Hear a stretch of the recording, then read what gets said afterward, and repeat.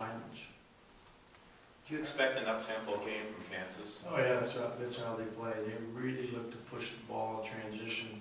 Their early offense is very good, and they really do a great job of getting the ball inside. And I heard it was 14 below wind chill there yesterday, so for those of you making the trip, that should be exciting. John, you get to go on this one? Of course not.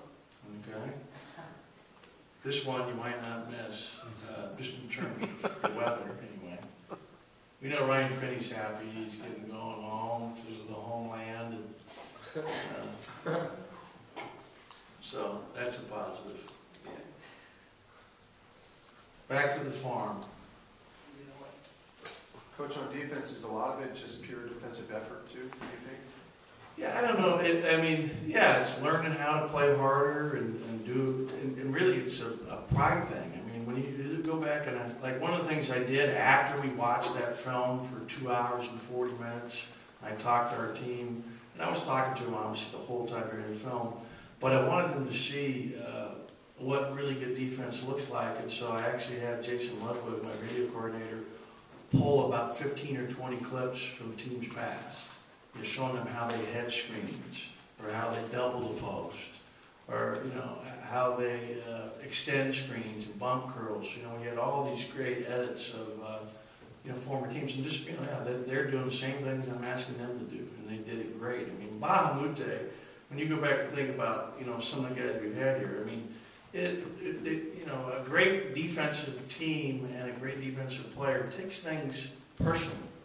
I mean, it used to kill Aaron Aflalo when someone scored. It really bothered him, and it bothered him in a way where it would make him even play harder the next time.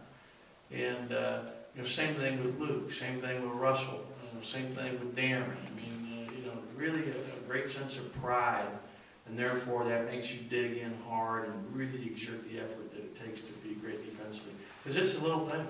And there were times, like I thought, for example, late in the game, watching the film, again and again, I saw it 3 or 4 times, is that I thought Reeves had some really good defensive possessions against scheme.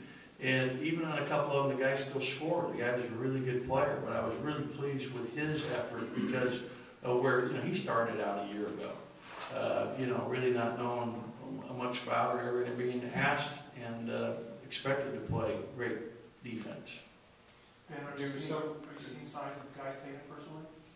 Yeah, I do, and we've just got to make it more of a, it's going to be more and more of a thing where, you can control your effort defensively. And so if you're making mistakes there because of lack of effort, then we need to make subs. Tyler Lamb, I think, is going to be a very good defender. He's got to do a better job of not trying to force things offensively. He came into the VCU game, he had 3 turnovers in the first half that were really, really, big plays in terms of we were right there with him. There was a turnover, we missed he missed a block out. Someone else missed a block out that allowed them to come in and get layups. Our blockouts are very, very poor, and that was the point of emphasis yesterday and will be again today. We got to block out better. That's being physical. That's an effort thing too, isn't it? Yeah, it's an effort thing. It's a mental thing. Some of the players you mentioned, it seemed like they came into your program with kind of that defensive pride already there. Is it something you can teach? Oh yeah, absolutely. Mm-hmm. I thought Kevin became a much better defender. I don't think Lorenzo Mata was a very good defensive player. He wasn't as a freshman. I mean, it was something that he learned and pushed himself. Like I think that Malcolm really takes pride in his defense. I think Zeke's a very good on-ball defender in terms of staying in front of the ball and stopping the ball in transition. He's done a good job that way. I think that both Stover and Brendan Lane have done an excellent job defensively for us. Stover probably tries to go to block too many shots and takes him out of position when he doesn't get the block, but he's being active. He is really working hard.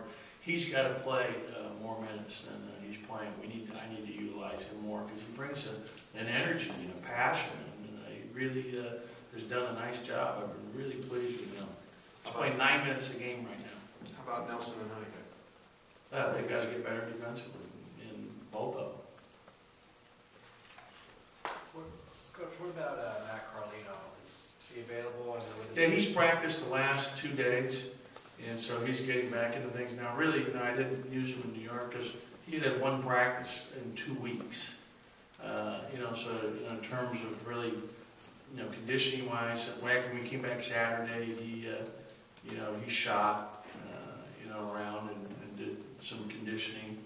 And the same thing on Sunday after we watched film, he got out there and did some of that, which was good for him because he hadn't done anything in quite a while. So the last 2 days, or actually yesterday being the first day, he got out there and hopefully he'll have 2 good more practices here going into Kansas. Would this be a tough game for him to make his debut in? Yeah. What does Josh Smith need to do to reduce his foul?